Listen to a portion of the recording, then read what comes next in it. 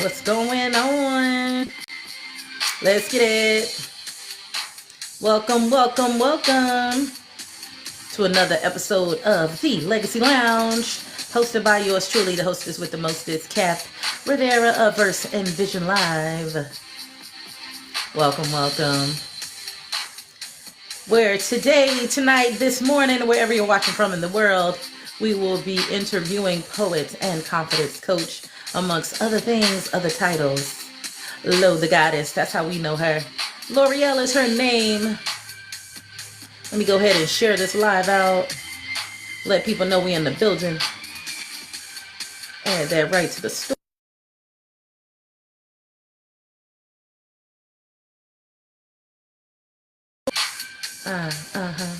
Yeah. Get into it. Lo the Goddess already pulling up and on time. We already knew that though. Let's get it. Hey. Y'all, if you hear the little pitter patter of feety toes in the background, that's my puppy child. I literally normally put her in the room and close the door, but she said, oh no, I'm gonna be here for this interview. Huh? Because she needs some confidence. Shout out there to the puppy child. All right. Hey, let's get it. Oh yeah. Well, let me go ahead and send you that invite, because I do believe I normally cut that cue off. So in the background for me. Y'all already know. Let me meet you up, baby. Y'all know we got to get into the business before we get into it. Beverage of the evening. Still on that detox tea. One of these days, I'm going to add that to the TikTok shop. Let y'all get a little bit. But let me go ahead and continue to share this out. And let's see. Who else? Let's see. Because it is early still. But that's all right. Some folks need this entertainment while they're at work. We just need them to pull on up on us. See what folks are doing. Some folks I haven't seen in a hot minute. Come on in here and say hello. Again, brand new episode of The Legacy Lounge, presented by First and Vision Live. Again, you all, this is an interview show, okay? And it is by invite. I'm thinking about having a scaled down version. Still thinking of names for it, because the Legacy Lounge, y'all, is at least an hour. And to be funny, it's more than that, but to be cute, it's at least an hour. So in order for you to even be on the Legacy Lounge, maybe you got to be working toward a legacy. So I was thinking about, I don't know, a Legacy Lounge quick pour. I don't have the name for it, but I'm working on it. And that could be 30 minutes or less, because some folks, they're striving, as JB says. And I don't want to count them out necessarily, but they got to be able to be on point, baby. Because one thing we cannot have is a boring interview. Okay, so even if you're just out there putting yourself out there, you might not have a huge body of work, but you're doing something. Just no hobbyists. We can't do that. You got to be serious about your stuff. The same way I'm serious about the Legacy Lounge here over here. So y'all make sure that you are sharing this on out. Share it on out, y'all. Let me get into my monologue, because we ain't going to hold you. Okay? Hey, and by now you would think I memorized this, right? I haven't, because I'll start freestyle. I'll be like, yeah, what's going on? All right. Here we go. Y'all get into that instrumental from Sierra. Oh, how many of y'all remember that from the early 2000s? Let's get it. All right. The Legacy Lounge. Welcome to the Legacy Lounge, a space created for real conversation, real stories, and a real connection. This isn't your typical run-of-the-mill interview. You will not hear recycled questions or surface-level conversations here. And I always have to preface that, baby, because we do things a little different over here on Verse and Vision Live. Every episode is a curated experience intentionally designed around the person sitting right there, who will be right here in a minute. The questions are thoughtful, they're personal, they're layered, they're meant to spark reflection, not just responses. The Legacy Lounge is about legacy, purpose, growth, healing, and evolution. The journeys that shape who we are and the stories that deserve to be told with care. and respect. This is a moment, one that cannot be duplicated. Every guest, every story, every conversation is uniquely their own. So tonight, today, this evening, this morning, wherever you're from, y'all, we're not just talking, we're unpacking. We're reflecting, we're honoring the journey. Welcome, welcome, welcome, welcome to the Legacy Lounge. I see you in the building, Dr. Nina Addison. Thank you for sharing this out and adding it to your favorites, y'all. I'm always watching the page, so I'm like, all right, let me find out. I just love to be added to a favorite. The flyest. Yeah, what's going on? I see that. Looks like a mermaid and a wave, baby. This interview is going to be a whole wave. Listen, that's a fact. Yes, continue to share this thing out. Y'all know I always got to get to the business of it. Did y'all know we got candle merch? If you didn't, I'm letting you know we do. Now, this one, once again, I will be featuring, which is Peach Perfect Harmony. Get into it. It's an 8-ounce soy-based candle with embeds that look like peach and whipped cream dollops. It's scented in peach bellini, agave, and mango, and you gonna want this. And you know, Lord of God has got a few candles. And I'm going to get her because she already know what I need from her. But, baby, it's in the mail. So you should be getting that in 1 or 2 days already because you know I wasn't playing. So, y'all, we do have things in our TikTok shop. So that was Peach Perfect Harmony. And this one is Cocoa Melody, which is on sale. And if it's not, let me know because I can't put it on sale. This is hot chocolate scented with caramel and fudge. And, see, I got to keep these closed around me because, see, I get a hankering for something sweet messing around over here. And lastly, but not least, on what I have on my table right now. Even though we have over 12 candle varieties in our TikTok shop, I just had about 3 on the table. We have Cereal Symphony Rainbow Riff. Y'all, we can't call it what it is, but you looking at it and you know what it is. Okay? It smells just like Fruit Loops.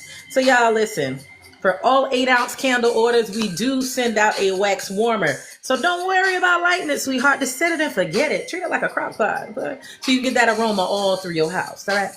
So y'all, that is my opening monologue. Let me get right on in here to one of my most favorite things, which is my intro. Y'all know I got a theme song. Did you know?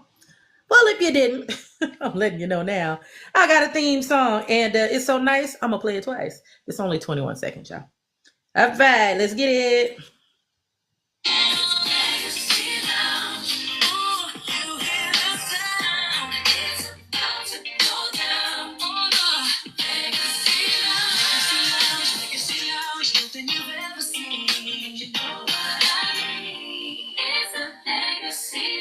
I'm telling y'all, I love it so much, I gotta hit it 2 times.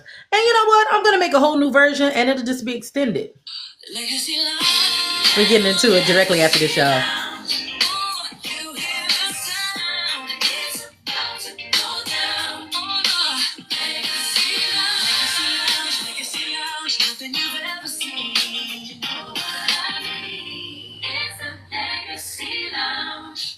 All right. We always, I'm telling you, I just love it. Absolutely love it. Now, coming to the stage. I like the way that sounds already. We got Lo the Goddess.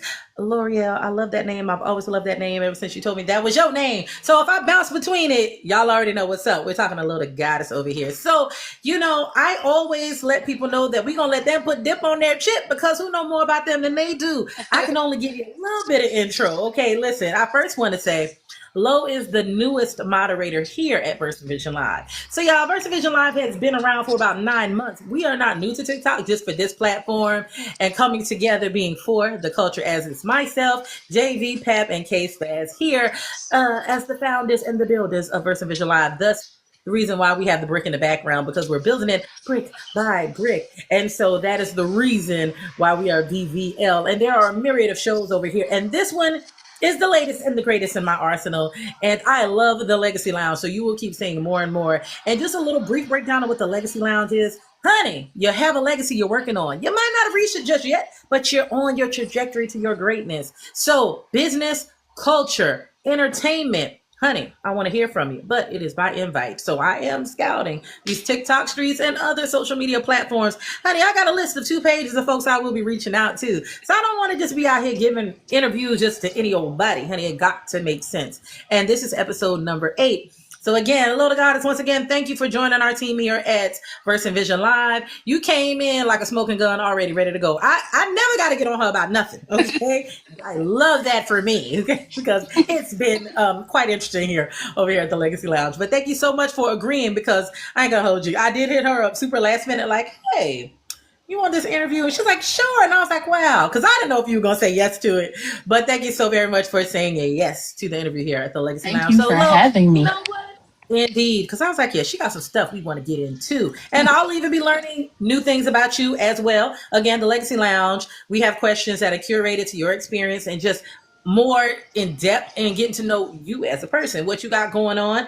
And I feel like all the questions are definitely going to hit the mark on tonight. And again, this is episode number 8. So thank you so very much for joining. Shout out there to the people who are coming in right now. What's going on, Jay? I saw you, Ash. Hello, hello. Make sure that you're sharing this out, because more people need to know about it. Add it in your stories. And after this, it will be uploaded via our link tree to the YT. You know what YT is, y'all. I can't say it because as soon as I say it, TikTok got a problem. But it's going to be there among the other 7 episodes. So you'll always have a chance to go back and, get your confidence on. And that is something we'll definitely be talking about on tonight, today, this morning, wherever you're watching from. So, Lo, you know what? Just give us a little bit of snippet about who you are, and we're going to get straight into it. What's up, y'all? I am Lo the Goddess, and I am born and raised from Chicago, and I'm excited to be here today. I love that. I love it. Born and raised in Chicago. Now, Lo, I know you sat in on many of these interviews, so you know that it's broken down into sections. And Mm-hmm. if I ask a question that you've already answered, I'm just going to bounce around a little bit. So the legacy part will always be the ending, though. And there's also a portion of this and that where I ask questions, just getting your noggin a little bit to see where you at. All right. So the first section is childhood and foundation. Take us back to your childhood. What kind of little girl were you before the world started shaping you? Hmm. So the way I tell it, the way my mom tells it, that I was born fiercely independent.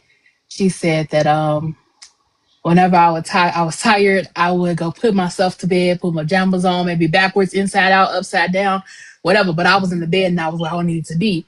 And she was Mm-hmm. like, she never had to really wonder where I was at. If I wasn't up, I was in the bed. And I've always had, I guess, a creative spark. I used to make songs up about spaghetti, about all kind of stuff, just because I could. And pretty much how I am now. Loud, over the top, for no reason. But they love me, so. And never make apologies for it, because, honey, I've been talkative my whole life. And I tell a joke that, back in the day when you had your report cards, when they were just writing them, Mm, it always said excessive talking. And here Mine I am did today. too. Yep. And here I No. am today. And I love that about me. Again, if you hear the pitter patter of feety toes in the background, my puppy child escaped out the room, and she's all in my business because she wants attention. So y'all, my apologies, because I hear her. It's driving me crazy. Thank you for that. Now, how did you grow up? Was it a 2-parent household, grandparents, a myriad of family members, one big conglomerate? What was it for you growing up? Um, Younger years, it was I never had a two-parent household. It when I my first, I think, 5 years, it was me, my mom, and my grandma. We like all shared a house. Then my mom moved out on her own, and it was just me and my mom for the rest of the point on.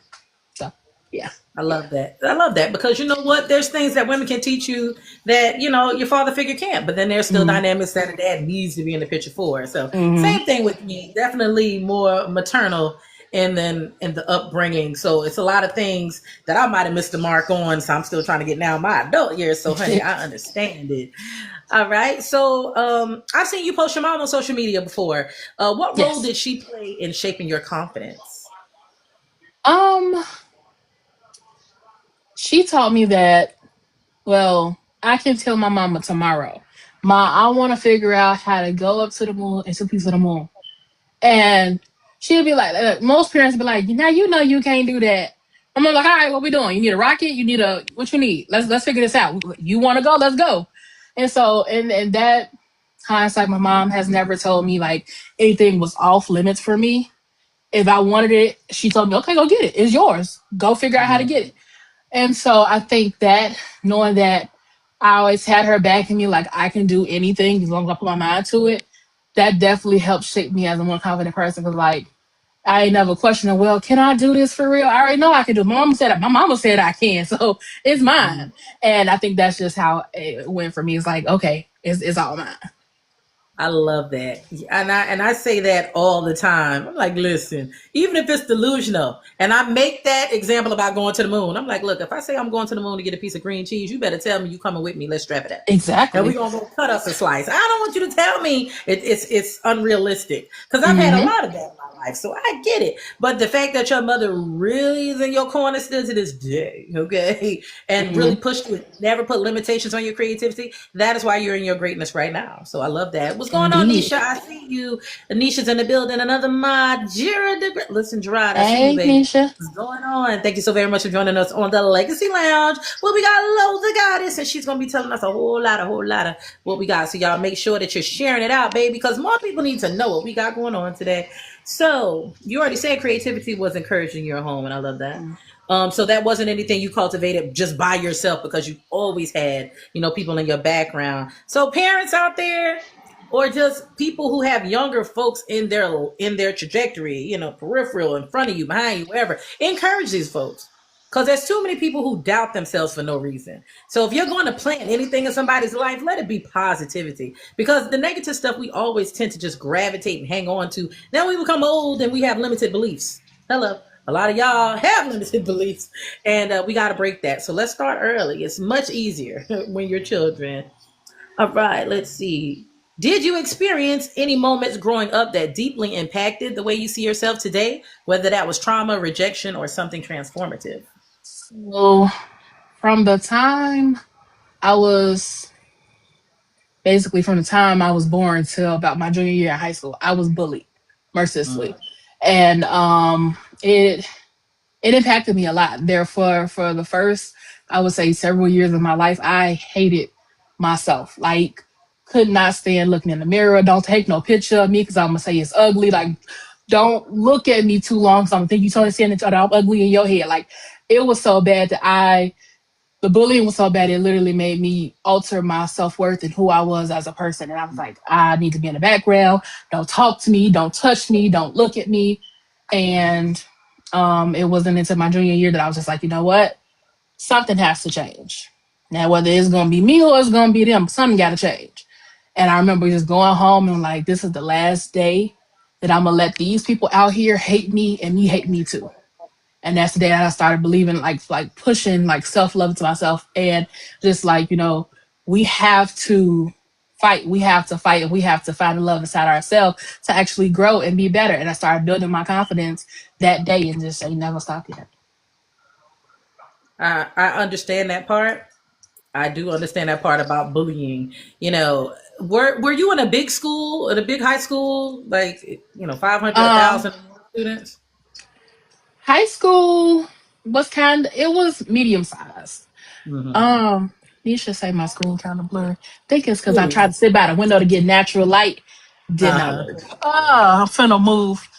Uh, okay, but yeah, no, my high school was medium sized, not the biggest, not the smallest, but it was a decent size. I think we Yeah. probably had about 800 students. No, I definitely can resonate about the whole bullying thing because my school had probably 300 or less. So imagine that. Everybody knew everybody. So, Mm-hmm. it was easier to be talked about, lied on, and targeted because it was such a smaller, more concentrated situation. So I understand the whole confidence thing, people talking about you, making up narratives, and the way that they could shape your self esteem, especially when the bullying is from the youngest to even their parentals. It's like, when do you ever grow up? So I'm glad that you found your voice, before you left high school. Because the thing is, a lot of people peak in high school and they're Mm-hmm. still chasing that version of themselves, and they will be the forever bullies just because that's when they were the most prominent, most prominent in their life, most loved in their life, most talked about in their life. So they're chasing that. So yeah, I applaud you for finding your voice. So at that point, you would say that's the age that you realized you had a voice, not just a Mm-hmm. person. So now, around that time, did poetry come into play, or would that come later in life? Um, Poetry came into play because I never really told people that I was being bullied. Mm-hmm. So I wrote my pain. Anything that would hurt me, I'm like, you know what? I'm gonna write about it. I'm gonna chill. I'm gonna write about it. That's all I would do. So poetry came grammar school, middle school actually. That's pretty much section number one, but we are jumping around. Section two, confidence, femininity, and identity. Shout out there to Lori Lockhart in the building. That's my And yes, indeed. mommy. Hey, mama, I see you. Thank you for everything you've instilled in Lo. Okay, because it's radiating off of the screen, and I love that for me because I'm absorbing it. But thank you so very much for just being a presence in her life and never telling her that she can't do a thing, even if it was the silliest thing ever. Thank you for what you instilled. Thank you so very much. So you call yourself a confidence coach, and I love that. What made you step into that role, other than the bullying in high school and those times? So Nina Addison, you were just talking to her earlier, Doc Nina. She is my mentor. I met her during one of her bullying conferences, and she just like wanted to just pour into me. And she used to just call me a lot to perform poetry. And as I got older, we would have these conversations, and she was like, the way you talk about confidence building, the way you talk about finding your self-worth, somebody else can learn from you. And she's a certified coach, and she also trains other people to be certified coaches. And she's like, go ahead, sign up. You already have your specialty. Go ahead, take my class. And I signed up for her class, and she trained me, and I became a certified trainer. And so now here I am operating in that. Yes, another thing we have in common. I'm a life coach. So I think my certification, I was just doing every type of thing. That definitely was like 2019 Same, that'd because be me. I have a background in human resources amongst other stuff. I like to say all the time I've lived so many lives, but I would I find say that people all the always time in my too. office. They've been in my office all the time just talking. So I'm like, Dr. Philonia in the house, what's going on, right? And they would just tell me stuff, and I would, just de-escalate things. And I'm like, either I'm just a very comfortable person to talk to, or this might be a slight calling. So I just Mm. thought, let me just put some, certification behind it, just so if people talk to me, I could feel like they could, or whatever. So I love that you stepped into that role. Outside of social media aesthetics or societal expectations, like, what do you think about femininity? How do you define that nowadays? Um, I try not. I feel like every woman in their femininity is very differently. Some women believe that femininity is, oh, I'm dainty and I'm soft spoken, and I have to be small and gentle for somebody to actually care about me. But there's also a flip side to that where you could be like me. I'm loud. I'm fiercely independent, and I don't have a problem with it. But also, I still want to be taken care of or seen as a woman because I am woman. Hear me roar. Just because I'm not sitting over here like as a damsel in distress does not mean that I'm still not a woman worthy of love or Hmm, softness. I gotta take a sip. Hold on. Now, love, as a plus size woman, as I am as Mm. well. um, did your journey to confidence require unlearning certain narratives? Mm. For me, I had to unlearn. One of the hardest parts about my confidence journey is unlearning like self doubt and like the negative self talk. So people like I remember I'll give you an example. So like when I used to walk into a room, it's like, oh, they looking at me. Oh, they gonna say I'm fat. Oh, they gonna say this. Oh, they gonna say that. But now I walk around, I'm like, okay, let them. And I got stuff to do. Like I came in for a reason.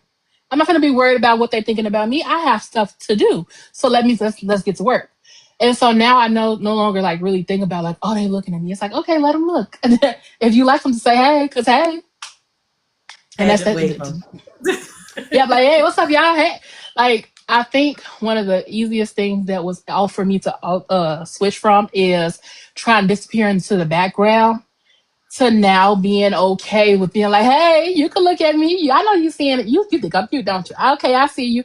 I don't mind being center of attention because honestly, all this body, who finna try to hide it? Like, well, you gonna see me wherever I go, and it's just that simple. It's like, okay, You gonna see me, I see you, see me. We go okay. We keep it cute though, because I will lean forward if I have to. But like, let's keep it cute, and that's all it is. I find that because again, we can be in this space and we can talk in this space. Nisha is also co-signing this. Even when it comes to how people think we're worthy or have a Mm, voice, when should that ever be? And I'm not saying that as a question, it's rhetorical. I don't think our talents, our gifts should ever be predicated on what we look like. But mm-hmm, pretty privilege is a thing. I spoke about that in my interview and all types of things. And I've been half and half smaller, mm-hmm, half bigger. Literally, I'm at that half mark. And yes, the treatment was different pounds ago to where it is right now. So even with the mm-hmm, confidence that I exude, that people think I do, I'm like, baby, I'm a good actress. Because even the way that I'm performative in certain ways and the head and shoulders you always going to get, it's because it's still being comfortable in this body that I've had half of my life, but because mm-hmm. it's received differently, and not having the look and not being the standard and thinking, well, wait a minute, well, let me just be overly funny. So Right. then Who that the said this was comedian the side of me standard? comes out. And that's what they Uh, think that people, because that are bigger, mhm, have to be like, oh, you either have to be really cute and plus size or you have to be really funny and plus size. And it's like, mhm. no, I'm cute, funny, and plus size. Get over it. Like, All move of those on. things. Next. And sometimes it does conflict people because they're like, but I really like her. But the wait. So I get it. Yeah. I get Hmm. it. So when we talk about strength, what does that mean to you? Just the word being strong. Is it overly used in your life to dumb down the things you may have went through, or do you embrace being strong? Um, so I used to wear strength like a badge of honor. Like, I'd be like, um, I used to say this phrase and I can't remember to say it like her right now. But like basically it was like I pulled myself out of darker rooms by myself. So I built different kind of thing. And it's like, okay, but you really needed therapy, baby girl. Like you needed a hug. Like you Mm-hmm. really needed help. Like you don't be proud of the fact that you were fighting demons or battling darkest battles by yourself. That's not a code of strength. That's you needed help. And Mm-hmm. now, like, as in going to therapy and like looking at the stuff that I've been through is like, oh, I feel sad for younger me. Like, dang, girl, you went through a lot, but you're here. So I am proud of my strength, but also I have to recognize when I used it as a band-aid as opposed to actually going into the womb and seeing why I'm still bleeding from it. Mm-hmm. Mm-hmm. How did you teach yourself confidence in a world that consistently profits from insecurity? Mm. So I'll tell you the story of the day that I decided to be more confident. It was my junior year. And I mean, this day it seemed like everybody was on dirt with me. I mean, teachers had an attitude with me. The bullying was in rare form. I mean, they wasn't just saying words, they was throwing stuff at me, like felt like I was being poked and prodded all day. And I just remember like, dang, I am so tired. And I just went home like so defeated, like, what is happening? Like, why do I feel? And I remember just going home. My mom worked multiple jobs, so I was home by myself. I'm the only child, so nobody was there. And I just remember going into the house and just breaking down and just like sobbing my eyes out. And I'm like, something has to change. Mm-hmm. And there's all these thoughts running around. I'm hearing like, "Oh, you fat. Oh, you ugly. Oh, we don't like you because you don't wear name brand." Blah blah blah. Like everything just swarmed me. I'm like, okay. And then I always tell people when I tell this story, like I don't know if it's TMI, but I don't know why, and I still don't know why I did this.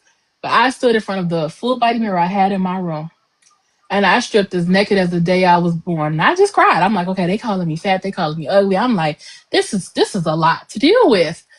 And I'm like, I cried a little bit more, and I remember like praying, like God, if I'm not supposed to feel like this, make it stop. If I'm not supposed to hate myself this much, make it stop. If I'm not like there are people always ask me was I ever like suicidal, and I don't think in all the time of me being bullied, I've never thought of like taking my life. Like what's that gonna do? They still won at the end of the day. So like if I'm gonna suffer through it, I'm gonna suffer through it, but I ain't gonna do nothing to harm myself in the process. But also I'm just like, man, I'm tired of this. It has to be another way. And I remember just constantly crying, and all of a sudden, I just like, you know what? I am bold. I am bold. I am bold. I'm worthy. I am. When I just kept saying it to the point where, like, in that moment, I felt like God Himself came in that room and just hugged me and was like, "We gonna be all right. You gonna be all right. I got you." And I remember the next day I woke up and it was like a little pep in my step. Like, and I'm not saying that like I got confidence overnight, but what I am saying is the days preceding that day, the bullying started to bother me less. Like I'm like, okay, it's me against them. Like who finna win? And it's gonna be me. And I started holding my head up when I walk. I started putting on lip gloss, putting on my hoops. I like I'm gonna make myself feel good and look good in the process. So like now, oh you fat, okay, and Okay. it was coming back with comeback. Okay, and your point. Like I knew that when I got in the shower this morning. I knew that when I put these clothes on. I knew that walking down the stairs. Like what was your point? And so having it to where I'm like, okay, it started bothering me less and less. So I started building it more and more. I started with affirmations, and then I started buying rings. I haven't worn it in a while, but usually if you would ever see me wear jewelry, you would see I have like two rings on each finger. And I bought these rings with like promises to myself. Like I promise to always see the beauty inside myself. I promise to love me. And those promises became like law to me. I would wear the ring as a reminder, but I was like, I have to constantly keep building my confidence because they're gonna tear me down regardless I have confidence or not. And so it's either do I keep showing up insecure or do I show up like me and let them try? Because they're not going to win, but let them try at least. And that's what I did. And I love that. I love the part of the strip down. The realizations of, yes, this is the obvious, but I need to understand that these people do not have control over me and they cannot rent space in my head anymore. And when Mm-hmm. that broke, of course, now here you are, the real you emerging. And I'm telling you, a lot of people project. And a lot Mm-hmm. of people are sent by the adversary to take you off of the course of the person you're supposed to be because our pain is Mm-hmm. never truly for us. It's not. It's for other people, and nobody wants to suffer, but it's just a fact, And God knew what He was doing when He made you, and how He shaped you and molded you. So no, you it wasn't never just you against them. He was there. He was Mm-hmm. there. He All the scooped right time, on he in was there. the confidence to be able to do that. And no, it wasn't overnight, but the fact that you were willing to surrender to yourself, and that's what it was. Oh, let's see, because I'm skipping. I'm not skipping around, y'all. We're in section 3. Hold on, because I want to make sure I'm not moving around too much. Now we're talking about the poetry side because that's how we met you over here at First and Vision Live. So, what drew you to poetry specifically? What does poetry give you that other art forms do not? So, um, I've been in multiple poetry after school programs. Um, the one program that I was in, there was a black woman by the name of Robin. She was my first ever poetry coach. And she got up there and she made it seem so cool, so effortlessly to just be up there and just, and I'm like, that's cool. And we did look like I was like fourth or fifth grade. So we did little poems. I'm like, all right, these poems ain't gonna change the world, nothing, but they cool. And then um from her, I had another poetry coach by the name of Ito Han. And she would share her poetry with us and just teach us like, whatever you are feeling, whatever, you're struggling with, write about it. Nobody has to know. You can have your notebook under your pillow, whatever you want to do. Like just write it out. It's better to write it out and have it just festering in your chest. And a lot of times when I would get bullied or my friends would switch up on me because everybody else don't like me this week, like I would write about it. Like, oh, she think, and I just kept it that way. Like poetry was just always like a hobby to me until I got to high school. And it was around time for me to tell my mom that I wanted my first summer job or my first job in general. And she was like, your job is going to school. You don't need no job. I said, Mama, but like, can I get a job? She said, no, you don't need a job. You need to focus on school so you can graduate and you have your good grades, stuff like that. And I'm like, okay, but what if I found like an after school program job or something like that? And she was like, okay, L'Oreal, whatever job you find, let's talk about it. Let's see. Little did she know, I had already found a job, applied for the job. I was waiting on the interview at that point. Uh-huh. And Uh-huh. so I told my mom, like, Mom, well, I got an interview up here at the YMCA. And she was like, wait a minute, what do you mean? And Mm-hmm. my poetry mentor that has been with me from high school to now, like he still checks in on me every now and then. He was like, I have never seen somebody, a young person, come to their interview so early. And my mom, of course, she's like, I'm not letting you go meet some random man in the cafeteria at the YMCA. Like, I'm gonna need to come with you. She came, Mm-hmm. met him, realized he wasn't a creep. We went on about our business. I interviewed with him, and he's like, you know what? I will be honored to have you in my program. And at him tell it, he said the first couple of months he was just trying to get me to be comfortable behind the mic. And then he said, but once you got comfortable behind the mic, there was no shutting you up. And that's literally how it was. Like I struggled with like being able to actually command the crowd, being able to make my voice carry. But now I learned how to make my voice carry. I don't know how to whisper anymore. I'll be like, Mm-hmm. am I whispering? They're like, girl, no, we hear you. I'm like, okay, my bad. So, How do you want to change the poetry world? What's missing in the poetry space that you feel that you could bring? um, one thing I've always said that I want to bring to the poetry world is authenticity. Because there's and even like here on TikTok or even like in other places, the poetry collective always you're supposed to look a certain way, you're supposed to sound a certain way. Like there's something I call poet voice, and it's when all the poets sound exactly the same. Like it's five different people doing different pieces, but they all sound like this or it's like what is like wait relax and you don't and so like, I've never really liked like poet voice. I'm like you can be a poet without sound like every other poet you know.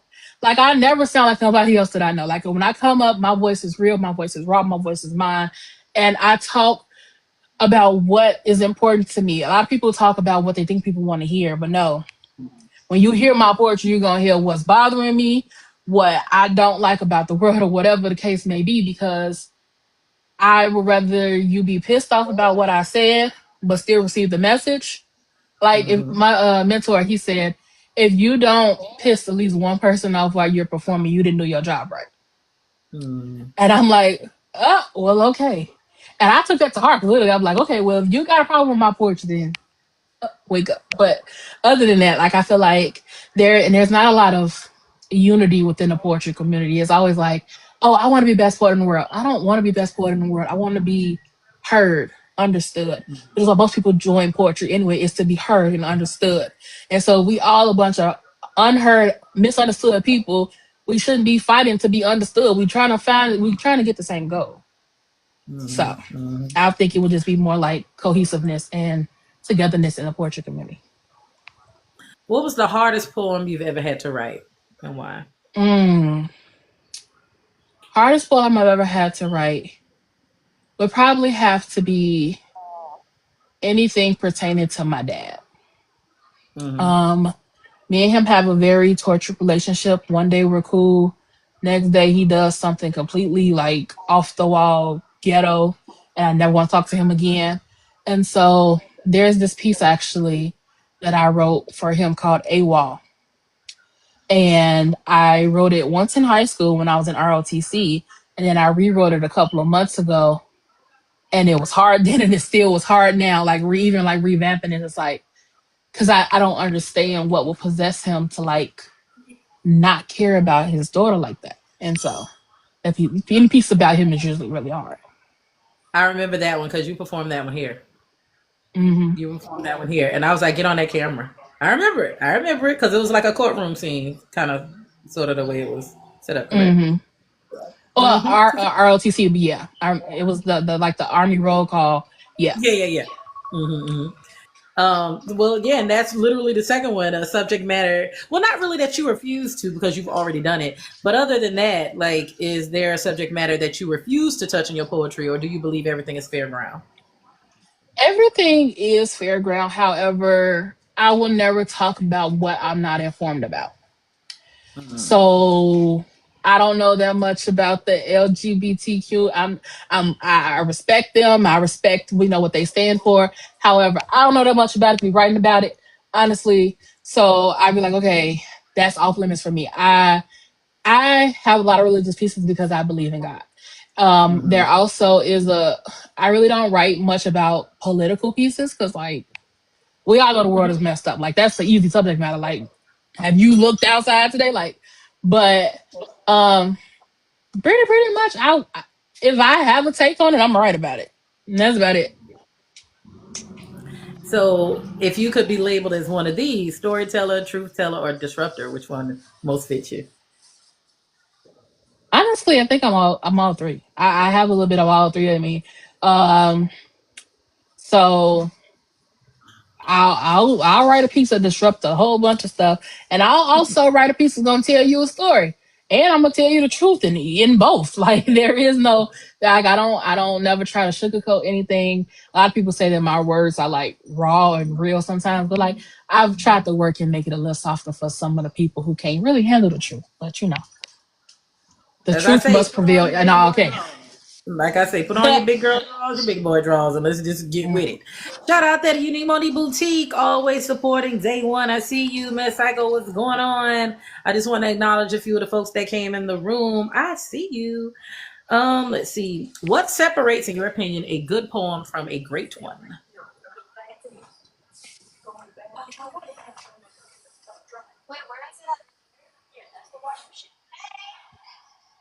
Lo, did you hear what I said? I did not. It's breaking up. I'm sorry. Oh, okay. I said, in your opinion, what separates a good poem from a great one?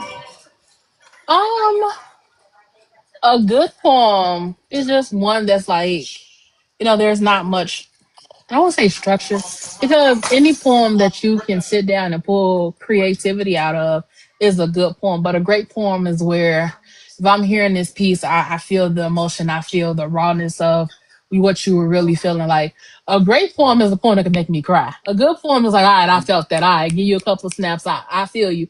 But no, a great poem, I need you like to make me feel something, make me want to go fight whoever you wrote this piece about, kind of thing. Oh, the joy. I ain't gonna hold you. Just because you did the snap, where exactly does the origin of the snap come from when it's poetry? I've always wondered. Um, I think so. I don't really know the origin, but I know what for why we do it. So why certain people that I be with, when people snap, it's kind of like clock it or I agree with you, like yeah, like and so a lot of times when people are performing, you can't just be like I know that's right because you're gonna throw them off they cue. It's like a subtle way of being like I hear you, I agree with you, that was a dope line. It's basically like a positive affirmation, like what you doing, you killing it. I'm gonna go ahead and snap for you, basically. I'm definitely one of those who be like, I know that's right, because I do it all the time. Mm-hmm. All It's I people get who is be those like, outbursts. Like, so, I don't think there's a piece I have called Pussy Power, and I performed it first live for the first time ever in the world on at an open mic. And I got to the part where it's like my pussy is warm, and this girl goes like peach cobbler. It took everything in my soul not to just bust. The piece of art makes me want to laugh in the first place. It took everything in my soul just to be like, did you just say peach cobbler? And I literally was giggling. I'm like, he's so for real. But it happens. So people are excited and they love the art. But a lot of times people don't realize that like yelling out, whether it's in support or hate, can throw a person off performance. But luckily for me, I was trained on how to be heckled. Like we used to sit in the classroom and heckle each other so that when it happens to us in real life, we not phased by it. You better than me, because I probably would have still been rolling on the floor. I was giggling. I'm like, wait a minute. I'm like, girl, not the peach cobbler. Listen, the way I just would have been like, y'all give me a minute. Okay, like chill. Have And you then ever out? Uh-huh. no, What? it made it no better that the people were like, they already kept yelling like, "Oh, stop, pause, rewind, say the line again." I'm like, say the line again. I could barely get it through it the first time. What is happening?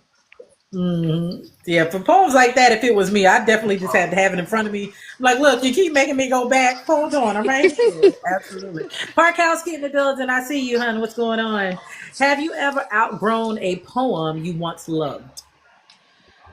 Um, yes. So speaking of like being bullied, I have a poem called "Snap," and it talks about how the bullying has affected me and how it makes me want to like snap like I'm crazy or not, but like I want to go off on people.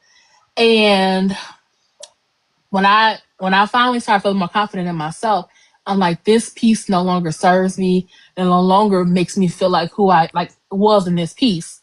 And but people had got so used to the piece and they were so in love with it, they were always like, run it back, do snap, do something. Like, I got a whole catalog of pieces. This is all you want to hear from me? And it got to the point where the audience knew the piece by heart. I'm like, y'all, look, I can't do this no more. This piece is on. And I tried to retire it multiple times. It still got so bad. Like, even when I perform now, people are like, can you do snap for me? I'm like, that was a 15-year ago piece. What do you mean? So I made a evolved version that I added to the original version because people still requested. And you don't want to deny on my side who likes your art. So you're like, all right, whatever. I'll do it begrudgingly because I don't want to do it, but you want it, so whatever. I understand that. I do. Um, if someone only read one of your poems, which one would it be and why? Mm, I would have to say it would be small. There's a piece I have called Small, and it just talks about how it gives either small or say my name correctly. I can't be between the two, but both of them are pieces that speak about my journey with a feeling small and then learning that like no, I'm that girl. But small, say my name correctly is also just about like how the world expects me to present myself and how I want to present myself, and it's like both are very important to me as they show who I am as a person. And I feel like if they only got one poem and they need to know who I was, I feel like walking away with either one of them pieces, they'd be like, wow. So, What are some credentials or accomplishments in your career that people may not know about? um, I have, so let me get the things together. I have been a certified chef. I am a certified life coach. I am a certified minister through the Come Universal Life on. Church.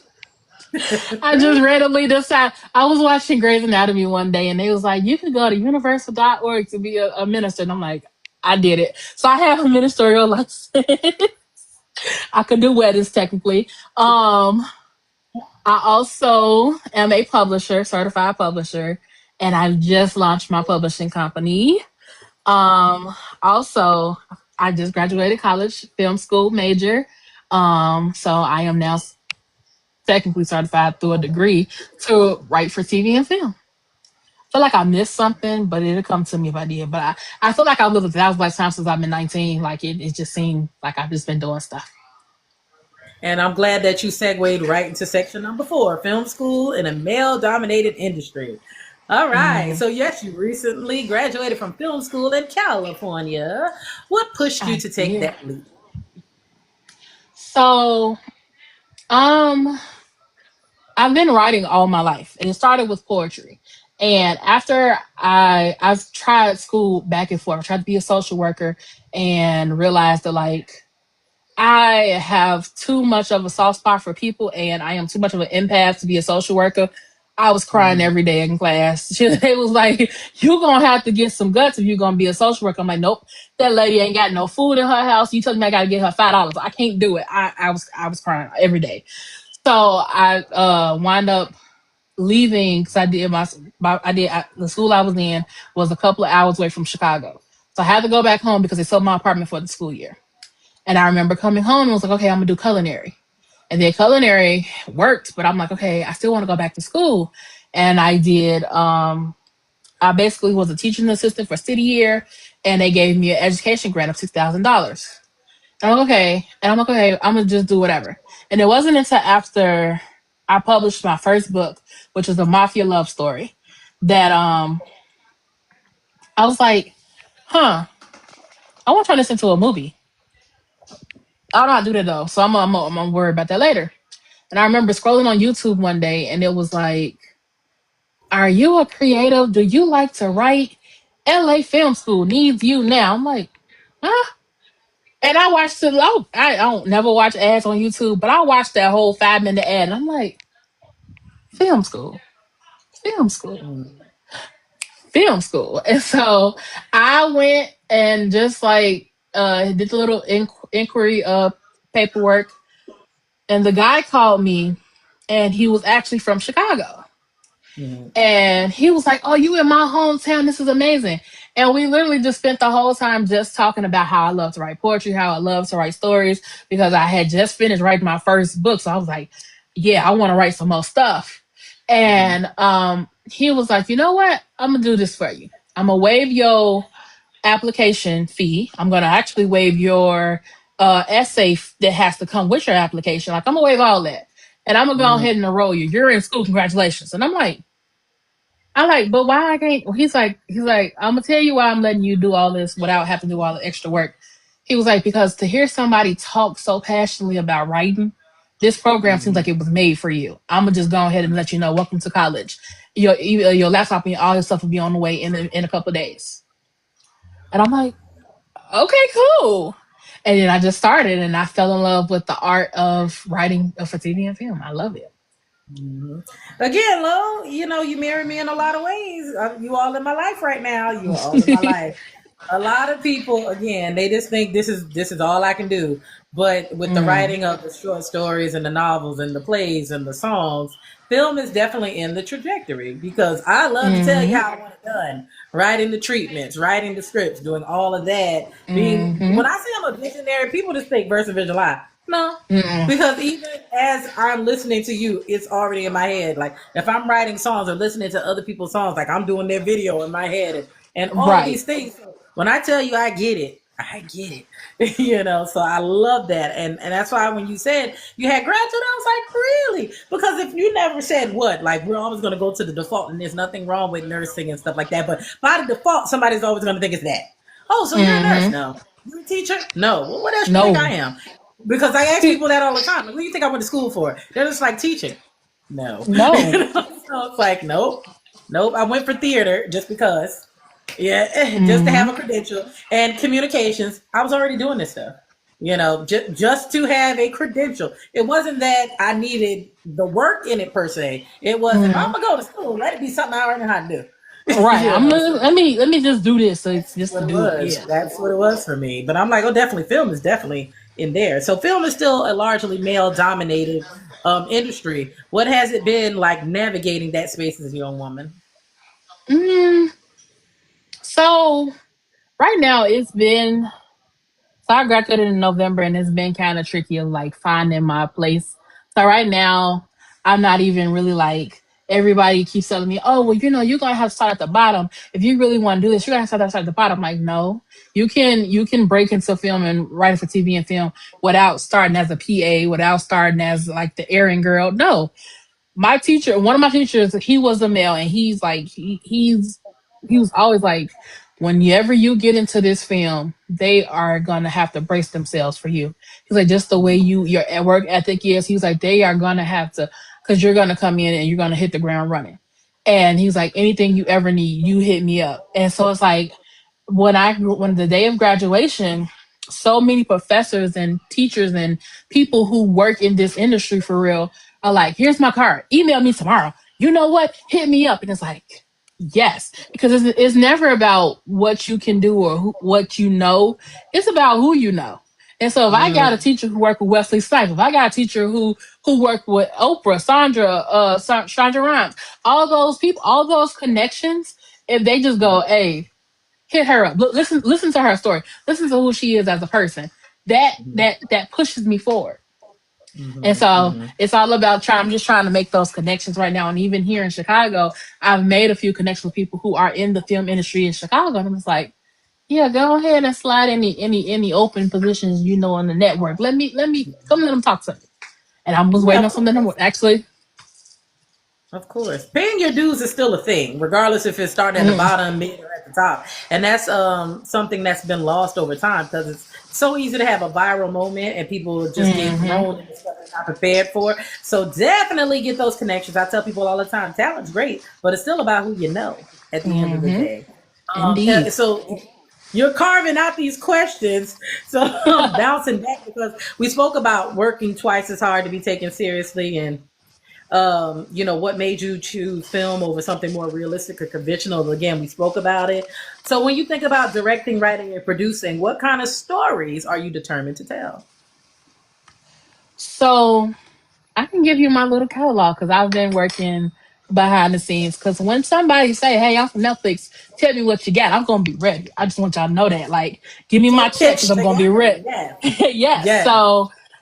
So the first movie or the first script I ever wrote was for my book. My girlfriend runs the mafia, and it's I wrote that script and I was like, "Oh, I love this." I also have um a show I'm working on called Inconsistent, and it's about a plus size influencer who like is trying to navigate dating while being plus size, while being fat shamed by everybody else in the world. And it's gonna be like funny, but also like fat girl looking for love kind of thing. It's just gonna be really cool. And I the way I envision it, I'm like, oh, that's gonna be dope because it's gonna be like vlog style almost. So like every time you see her, she's gonna be like on a vlog camera or on a iPad screen, something like that. I'm really excited for that one. I also have a courtroom like procedural almost, and it's about a lawyer who falls in love with her clients, but he's still in like the drug world, so he kind of like flip her. It's I have most of my movies are coming from my books. Like I have a book about a DJ radio host, and it's called Dear Future Husband. And she's trying to save her radio show, so she comes up with this segment called Dear Future Husband, where she write like love letters to her future husband, and she talks about how her relationship with her current boyfriend is like trash, and somebody writes back or calls in to write back to future wife, and he's just like basically flirting with her over the air. They meet, fall in love. It's I have all these like love you stories, but it's I'm excited for what I have coming up. Well, we're gonna have to talk behind the scenes. Absolutely. Yeah. We got to talk behind the scenes because your plus size one it sounds a lot like a thing that I was working on. So I want to talk to you behind the scenes about Absolutely. it. Yes. I love that. That's cool. Yes. Let me pause for the cause and say why I said that out loud, right? Just so it's recorded that I said that.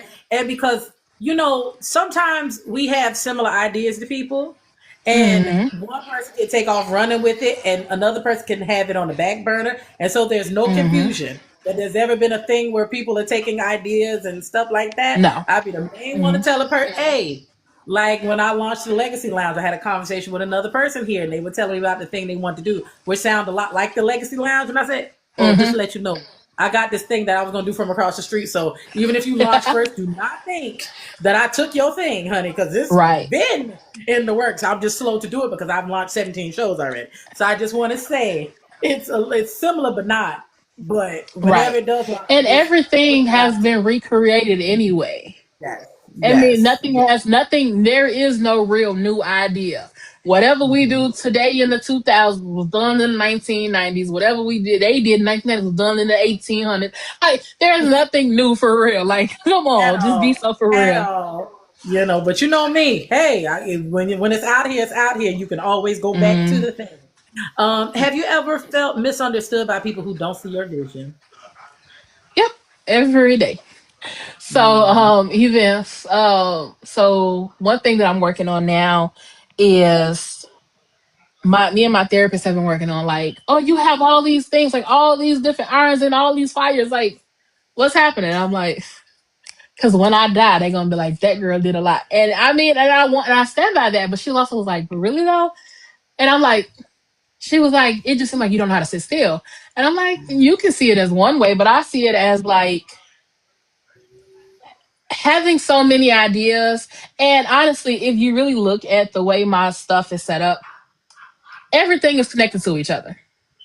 I'm an author, so I became a publisher. I'm a poet. I became a public speaker. I'm an introvert as a public speaker, by the way, as well. So as I knew something, I was missing something. So like everything just coincide that way. I'm a I'm a book writer, an author. So that ties into my writing for TV and film. Every book that I've written so far is also lining up with every film script and stuff that I'm gonna have. Because like, who else to take from than myself? Like, I'm gonna turn every book that I have into an adaptation, and then boom, now I'm making twice the money off of one concept. So I feel like Mm-hmm. everything is always connected. It might make sense to you, but it wasn't your vision; it was mine. Like I didn't make a Yes. conference call when I had this vision. It was between me and God, and we went and did what we needed to do. So if you don't understand it, good. It was my vision, not yours. And that's what Yeah. I'm learning how to just because I remember there used to be a time people like, are you sure that's gonna work? And it was sending me into a tailspin. Like, oh my God, Mm-hmm. that's right. I can't do it now. Everybody gonna understand this. And I was like, okay, and if they don't, my audience or whoever is supposed to understand it will come. That's why Mm-hmm. I push myself back to actually not uh release Crown and Ink until I had like it more official solidified. I'm like, no, I can do this now. I'm gonna do this. That's The a time is now. Constantly waiting is fact. not gonna save you. Nope, nope. Again, I'm really gleaning so much from this interview, and I can say out of all eight that I've done, number eight, I resonate the most with the things that you're saying because I tell people all the time, it's your vision, and you can't take Mm-hmm. everybody to the level, and sometimes you're blocked because you're trying to take everybody who once believed in you or Right. You. whatever. A lot of people are monitoring, a lot of people are sent for your Mm, destruction, even though they come under the disguise of being a friend or whatever the case. And a lot of the times we're worried about everybody else's feelings, and we're missing the points that we're supposed to be in the life, and we're creating stumbling blocks and hurdles that should never have been there. And it's the separation that hurts us the most because we don't want to do that stuff. But it's like, do you want to succeed? Do you want to be better? Do you want to reach your goal? Or do you want to worry about feelings? Hello. mm-hmm. Yep. So I get it. I get the things that you are saying. And it's funny. I like to say I'm throwing noodles on the wall, whichever one sticks. Right. That's my Whatever whichever one sticks, sticks. sticks. Yep. And I'm very much, quality, and then I will figure out or quantity, and then I will figure out the quality because, Mm-hmm. putting everything out there, putting your feelers out to see what works. For anybody who hasn't realized, the Legacy Lounge is probably my favorite show here. Hold on, I got to Mm-hmm. make sure I'm not a bot, y'all. 1 second, I got to move this little puzzle piece. Hold Oh, I on, hate here we that. go. I know because it's like out of nowhere. And it's funny because a lot of people know me from just doing the talent shows here. And I told, hey, that's real cute. Been doing it over a year. However, my focus is the Legacy Lounge. So if you only get Right. one talent show a week, that's what you're getting. Because this is where I'm at. This is Right. my This is trajectory. important to This me. is what I'm great at. Mm-hmm. Talking's never been an issue. I want to put people's stories out there. I want to motivate people and give a voice to folks who might not have one in different spaces. And I don't care if one person watches it or a million people watch it. It's the fact that the interview you get here, you're not going to get nowhere else like this, Nowhere else. because it's Indeed. not about being petty and doing all that other stuff. It's about, let's get to the root of it. Well, what made you think about this or that? And I feel like everything was divinely appointed for you because you said you don't watch ads, and then that ad came up, and then the grant, Mm-hmm. and then the therapy, and then having the mentors. A lot of people will never get a mentor. And the fact that from And I such a got like younger five. age, come on, the fact that from such a younger age this stuff was available to you and you didn't even know in real time that it was just being lined up, and the fact you said, I'm not going to wait for perfection, I'm going to go ahead and put that out there, do it. More people need to do that. And that's the thing about me. They'll be like, Cap, you know what, you don't have A through Z, it don't matter, I got A, B, and C, and that's all that matters. I will Right. figure out the rest as it goes. And that's just how I throw myself into stuff, because I can talk myself out of everything or listen to people try to talk me out of stuff. I'm like, Mm-hmm. I'm tired of listening to people who don't have vision. So, and it wasn't given to you. So, and that's an everyday thing to even show up online for people. That's an everyday thing. People think it's easy. It's not. Trying to be Nope. here for people and to pour into people constantly. So when people start to get it, then they'll understand why the Legacy Lounge is what it is and what it's going to be. So even speaking that into my own life of the greatness of what this is, and not because it's me, because it needs to be a Mm-hmm. thing. And so that's what it is. So again, y'all, it makes sense, and you rock with it. I promise you can have a good time. So how do you protect your energy while still being accessible to your audience? Mm, that's one thing that I am still learning how to do. So if you look, I've been on TikTok for a minute. Like I feel like it's been a few years. And I remember it was a couple of years ago. Like I was live 3, 4 times a day. I had about 6 videos a day. And a lot of times, because I actually started basically with just like confidence boosting on TikTok, and then it went into everything else, and I went viral a couple of times. It's like, all right, but Mm. that burnout was so real that like I didn't want to actually get back on TikTok for a while. I just used to come and scroll. But then there's people who was like, I miss your videos. I miss you. I miss your conference. I miss you. You know. And I'm like, people are depending on me, but I also know that like I'm dependent on me to still be healthy, happy, and like mentally. So every now and then I'll take a step back. I'm like, you know what? I can't go live today. I ain't got the energy for it, and I'm not gonna force myself to do nothing I ain't got the energy for. Like sometimes, even now that I'm on Poet Talk or whatever it's called, like I'll be with the poets and they be 3, 4 o'clock in the morning. I'm like, look, you know what? I didn't I get know. y'all about I didn't get y'all about 2, 3, 4 o'clock in the mornings. I ain't got no more right now. Like let me take a step back and recharge myself because I don't regardless if I'm total confidence or not, people get my confidence. Whether you ask for it or not, it radiates off me because that's just who I am. And it spent so much time. I remember one time I gave this lady a hug and she started crying. And my mentor was like, she was like, oh my God, you're just so confident. I'm like, my mentor was like, you literally poured confidence into her just in that hug. And I'm like, okay, that's weird. Mm. Don't touch me no more. But it's like a lot of times, like, it just, so I always have to go like recharge, take a break, take a step back, and I do something else. If I'm done with TikTok for the week, okay, let's get into book work. What book can I publish? What book can I edit? What book can I go send off to be printed out as a test copy? And I move to something else because whether I'm on here or not, my brain is always doing something. So it's just Mhm, about mhm. learning to take a step back and be like, all right, let's rest this for now. And then we'll come back to this, but not right now. If your body of work disappeared tomorrow, what would be what you want to remain in people's hearts?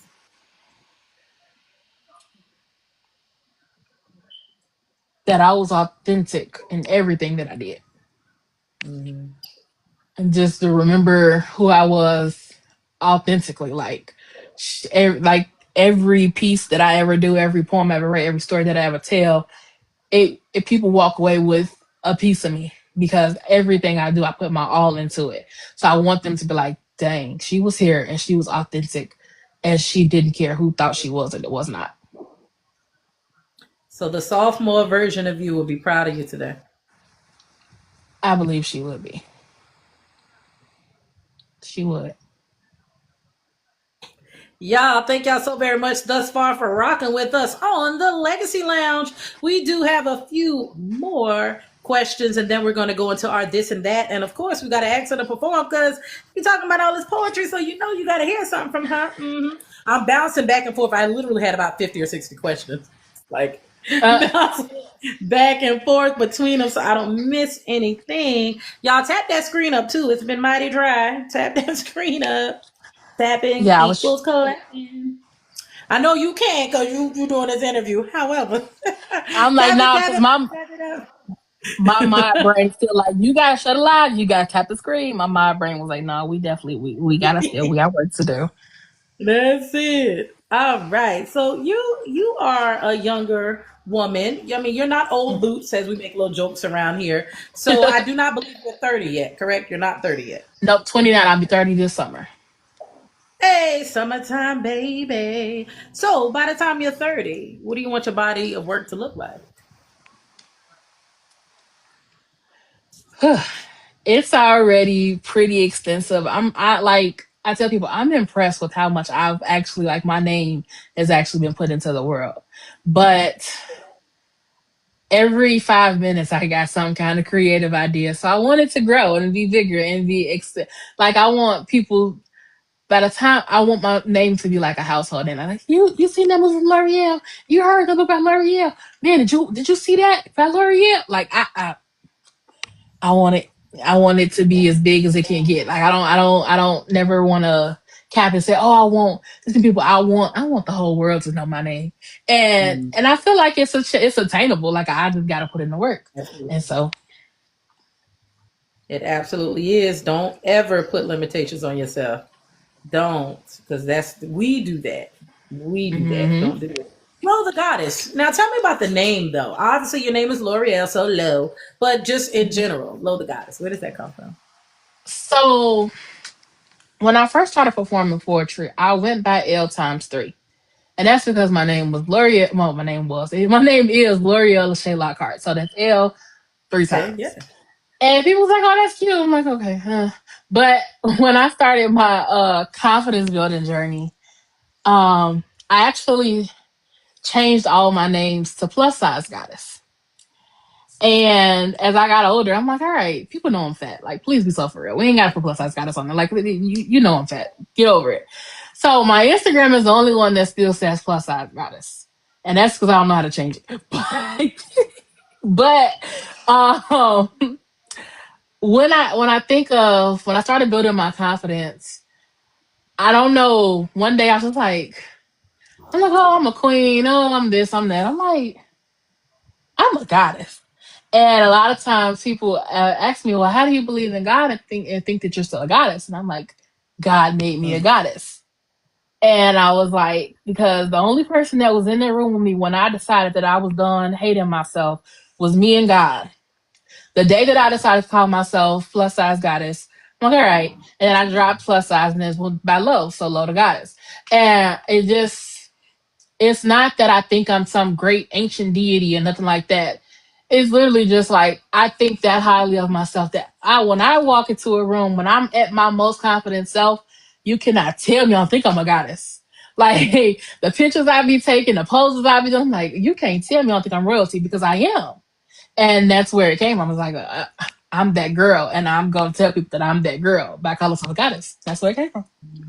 And always keep that because we got to big ourselves up if ain't nobody else done it. And then once Absolutely. we truly do it, then we not faking the funk no more. Trust me. When I Mm-hmm. changed and became on that type of time, people did look at me different.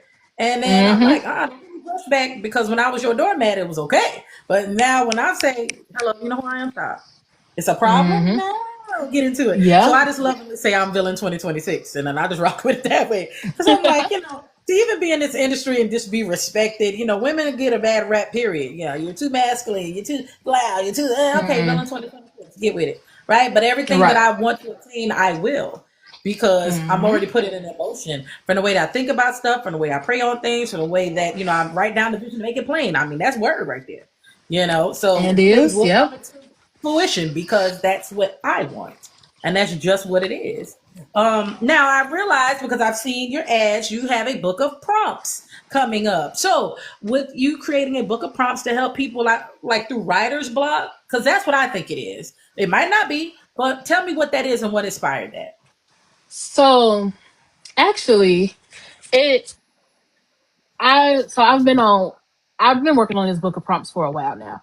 It's not necessarily to help with writer's block, but it's just to like give people creative things to think about. So let's say you don't know what you want to write about, but you feel like writing, you pull up a book of prompts, pick a prompt, and you write to it. Whatever comes is what it is. And I'm like, poets don't really like writing to prompts. Like they just write whatever they feeling at that moment. Ain't nobody gonna do this. And then I started going live with Spaz.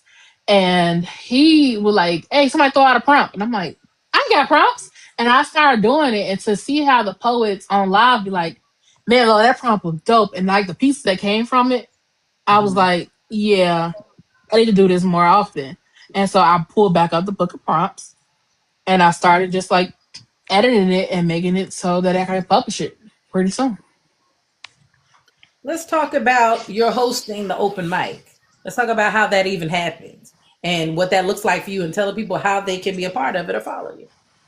Absolutely. So, um, me and my mom was doing this program.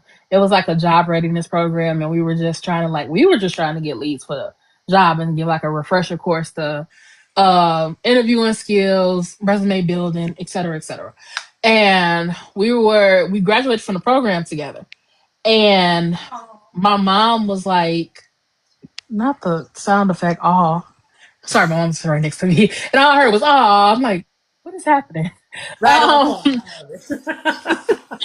So, we, my mom is like my walking billboard.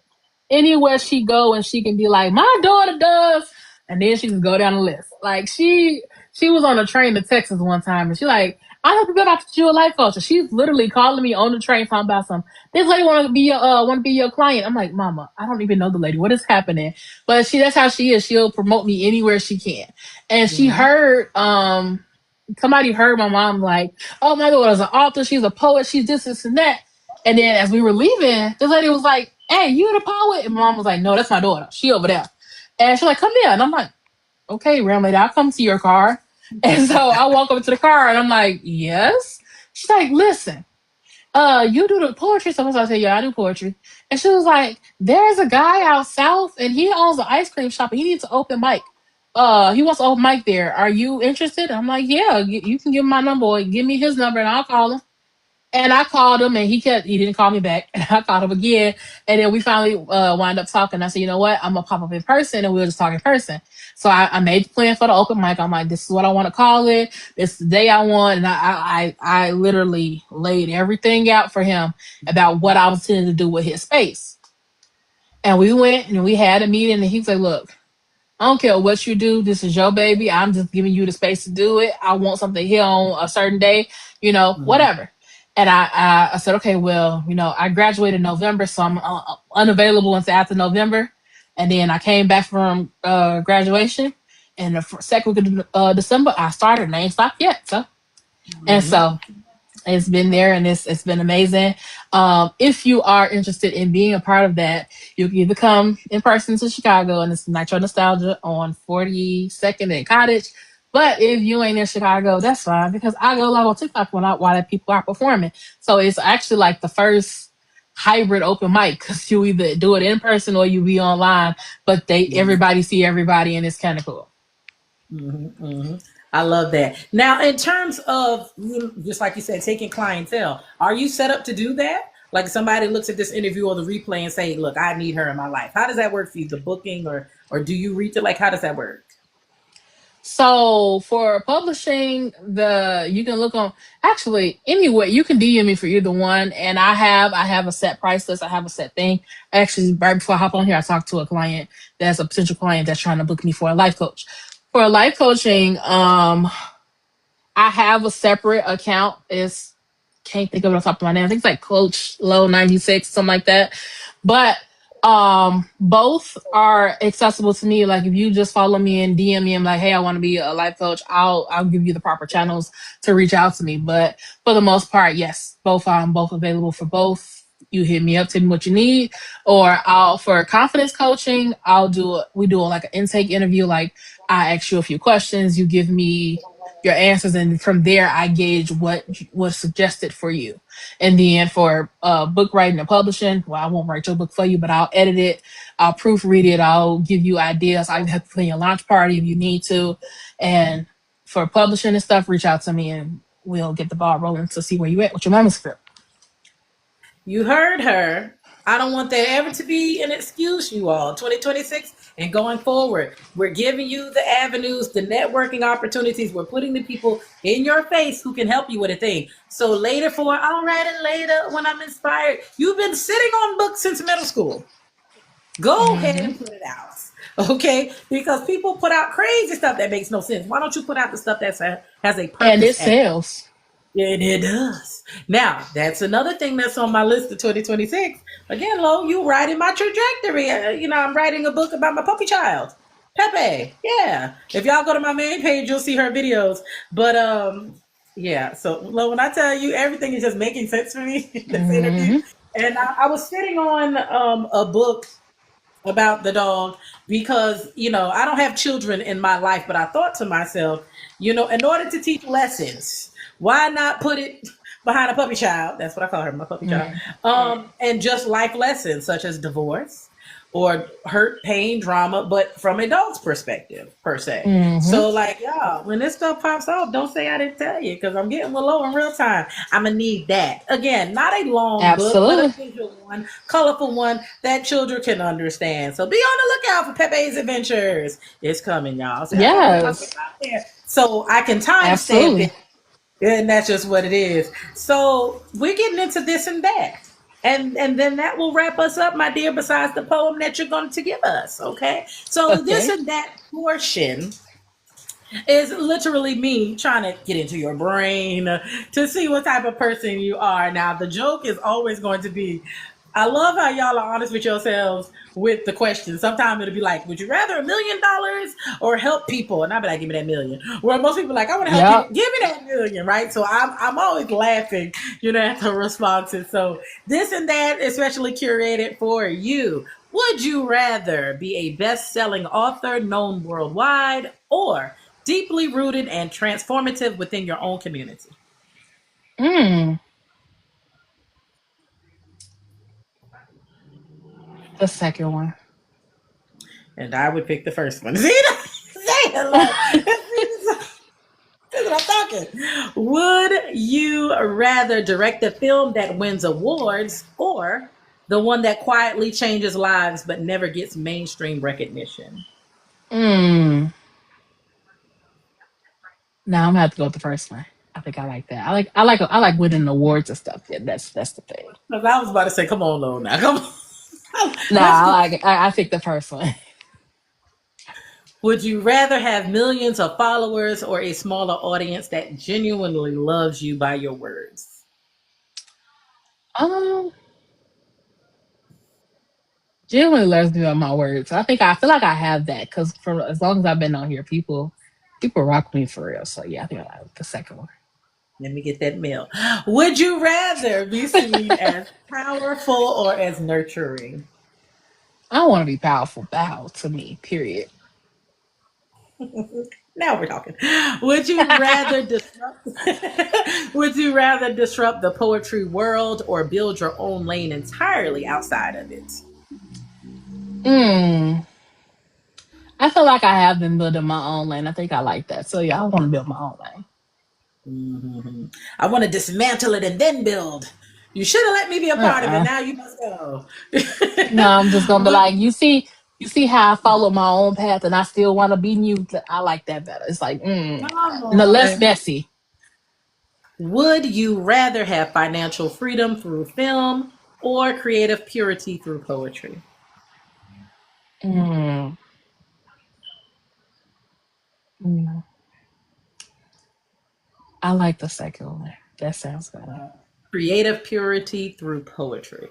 Would you Yeah, rather be understood by everyone or fully seen by a few? fully seen by a few. I don't care if nobody understand me. Because, honey, sometimes people are just bent on misunderstanding. So it Hmm. doesn't matter. It can be perfectly clear and they still want to read it wrong. I like this. I'm going to keep going. Would you rather win a major literary award or have a poem taught in classrooms for decades? Mm. Okay, now I'm gonna start being nitpicky because technically the poem that could be the literary award poem could be taught in classrooms because I won an award for that poem. So Uh-huh. both. Would you rather direct a visually stunning film or write a poem that becomes culturally iconic? Um, not to sound cocky, I already have culturally iconic poems, so I want the first one. Clock that T. Would you rather have consistent income from your art or one massive breakout moment? The first one.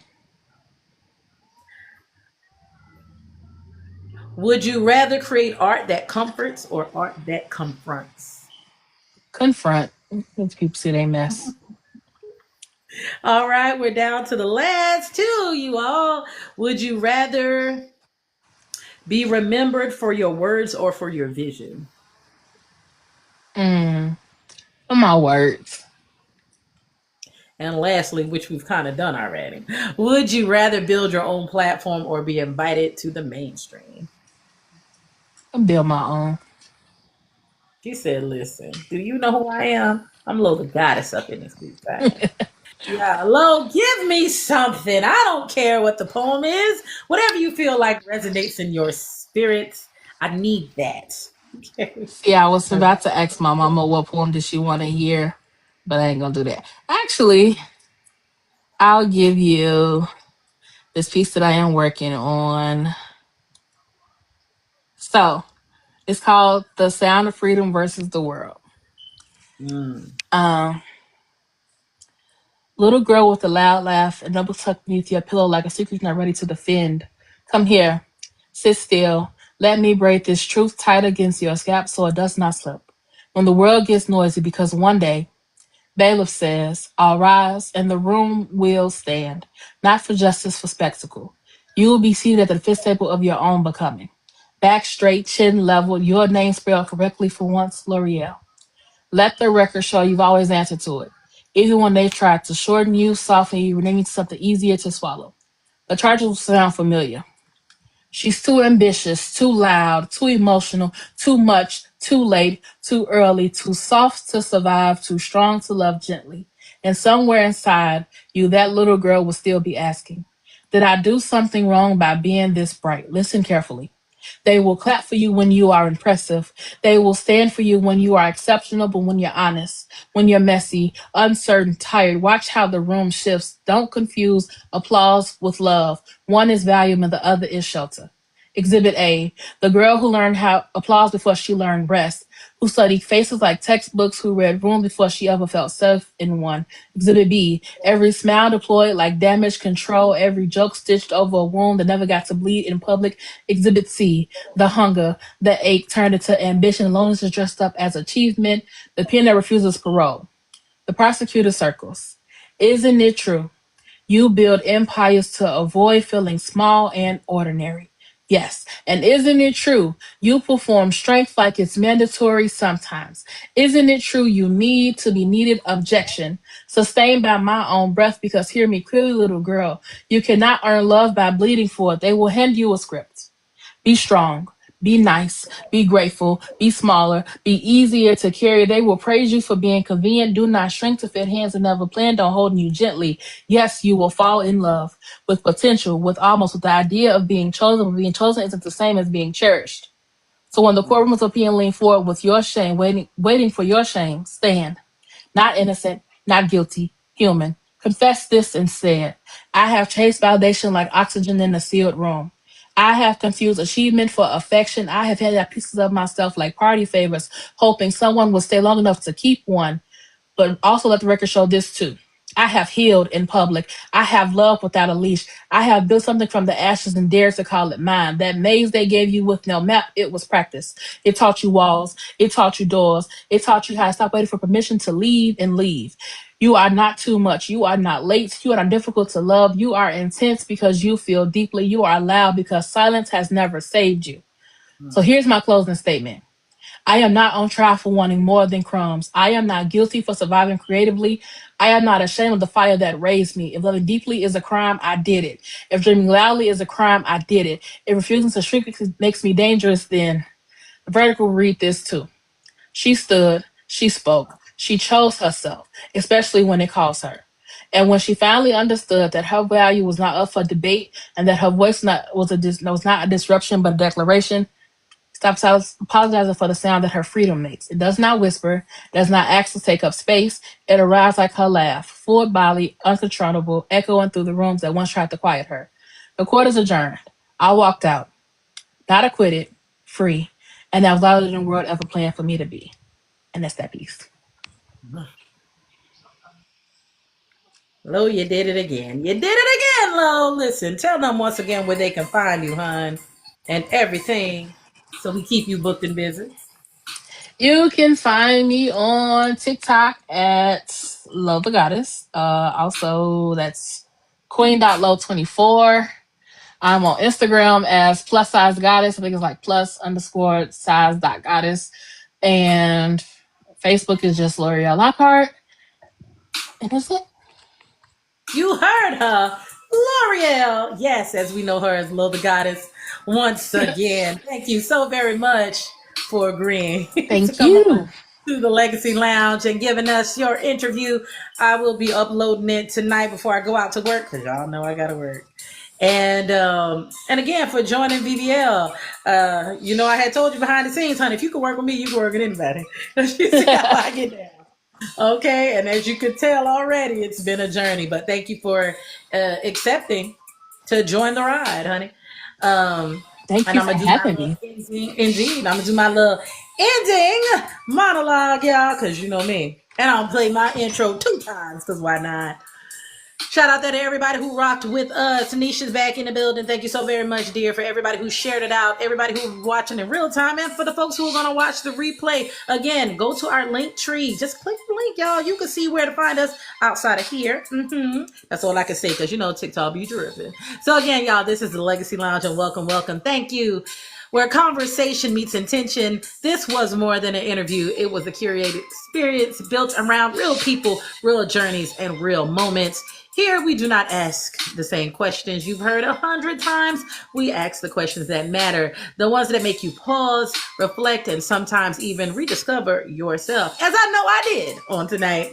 Every episode is designed to be personal, meaningful, and one of a kind because no two stories are ever the same. So, whether you're here to be inspired, encouraged, or simply reminded that your story matters, you will always be welcome on the Legacy Lounge. Thank you so very much, dear.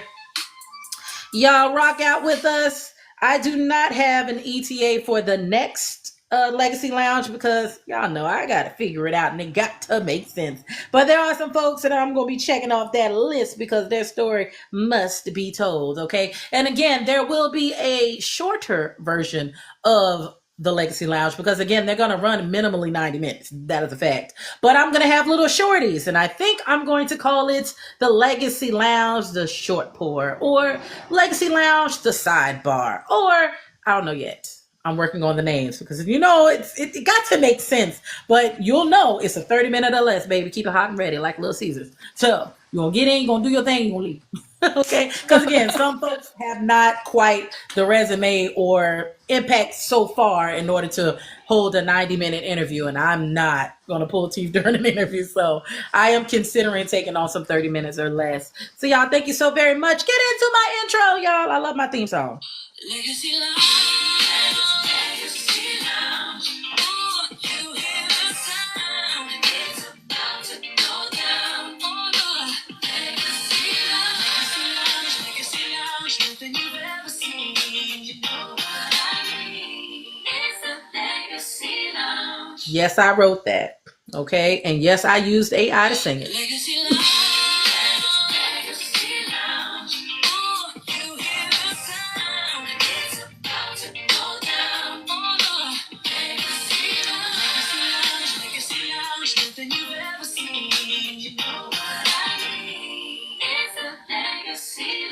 Thank y'all so very much. I will have a longer version of that, but until I do that, y'all gonna get it 2 times.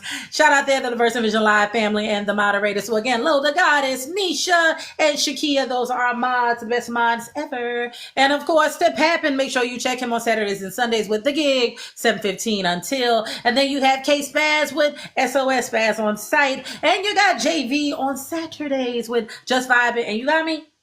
And you got me with the Legacy Lounge, primarily the nightcap, the virtual kickback, Conversation XYZ, Pat versus Cap. Y'all, there's more, but I had to scale back a little bit. But y'all, thank you so very much. Again, we're still on the road to 3K where we're going to have our battle royale. If you were here last year when we did it, you already know it's a vibe. So make sure that you are sharing this out. Y'all, we need more followers, and that's just what it is. Like, we should have been got to 3K. So help us, help you, help us. Again, a lot of our shows are incentivized. So if you're winning, you're getting a coin in real time, okay? Not just the TikTok stuff, but a real greenback, if you know what I mean. So tap you so very much, L'Oreal. Again, Lo, the Goddess, get into it, honey, because to be in her presence is a vibe.